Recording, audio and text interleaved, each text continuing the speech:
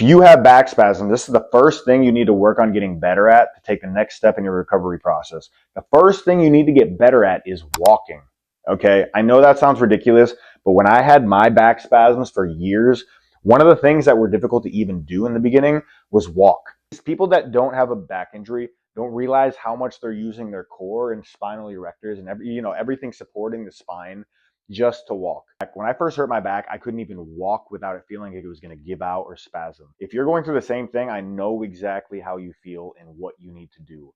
So like I said, first begin with walking. You may only be able to tolerate maybe 5-10 minutes in the beginning. Once you build up your tolerance to where you're able to walk for 30 minutes to an hour without feeling like your back is constantly about to give out or spasm, you know you've strengthened your core and spinal erectors up to a certain point to where you're then going to start to be able to work on your core stability. Okay, you're going to start to be able to work towards core stability exercises like planks, front and side planks specifically in the beginning. Because if you try to do these too early, if you have the same situation where you can barely walk, you're probably not going to be able to do planks in the beginning.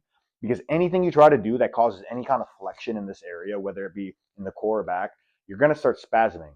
So the best way to strengthen in the beginning is just teaching it that you can do normal daily activities like walking. And usually when you're having spasming issues, first of all, yeah, the muscle's spasming to protect itself because it doesn't want to move.